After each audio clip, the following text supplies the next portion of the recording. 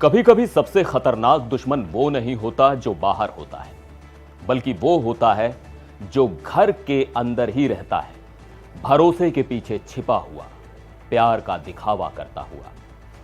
क्या 7 फेरे लेने वाली एक पत्नी अपने ही सुहाग का खून कर सकती है?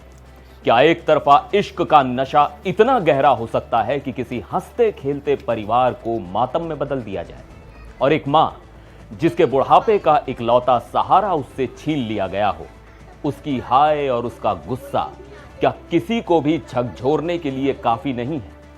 मध्य प्रदेश के धार जिले से एक ऐसी ही दिल दहला देने वाली मर्डर मिस्ट्री सामने आई है जिसने पूरे समाज को सन्न कर दिया है। नमस्कार, मैं हूं सिद्धार्थ प्रकाश। धार जिले के राजोद थाना क्षेत्र में कुछ दिनों पहले मिर्ची व्यापारी देव कृष्ण पुरोहित की हत्या कर दी गई थी। शुरुआत में इसे लूटपाट के दौरान हुई हत्या का रूप देने की कोशिश की गई। परिवार के मुताबिक उस रात घर में काफी देर तक विवाद होता रहा, लेकिन असली साजिश क्या थी, इससे पूरे परिवार को एकदम अनजान रखा गया।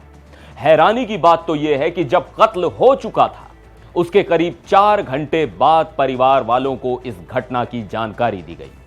पुलिस की तफ्तीश आगे बढ़ी तो जो सच सामने आया वो किसी क्राइम थ्रिलर से कम नहीं था। पता चला कि कातिल कोई बाहर का नहीं, बल्कि खुद घर की बहू प्रियंका पुरोहित थी।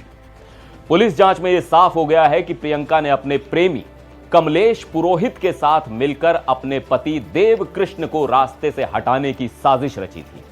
कमलेश ने अपने एक साथी सुरेंद्र भाटी को 1 लाख रुपए की सुपारी दी और देव कृष्ण की बड़ी बेरहमी से हत्या करवा दी।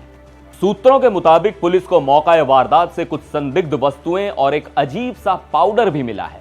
इससे इस बात की गहरी आशंका जताई जा रही है कि शायद हत्या को अंजाम देने से पहले घर के बाकी लोगों को बेहोश करने की कोशिश की गई थी। पड़ोसियों का कहना है कि आरोपी पत्नी प्रियंका वारदात के बाद गांव में एकदम सामान्य व्यवहार कर रही थी ताकि किसी को उस पर शक ना हो, लेकिन मोबाइल डेटा और तकनीकी सुरागों ने इस बेवफा पत्नी और उसके प्रेमी का सारा कच्चा चिट्ठा खोल कर रख दिया। इस पूरी वारदात में सबसे ज्यादा दिल चीर देने वाला पहलू देव कृष्ण की मां का है।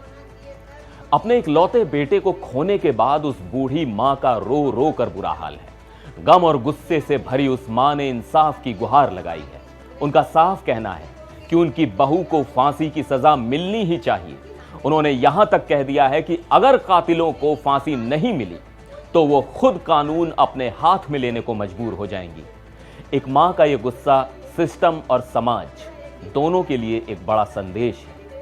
अब आरोपी पत्नी और उसका प्रेमी पुलिस की गिरफ्त में है, लेकिन इस घटना ने सोचने पर मजबूर कर दिया है कि रिश्तों में पल रही इस कदर की नफरत को आखिर कैसे पहचाना जाए।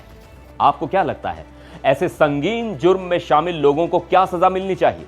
अपनी राय कमेंट्स में जरूर बताइएगा। फिर मिलेंगे एक और वीडियो में। आप देखते रहिए एनडीटीवी इंडिया।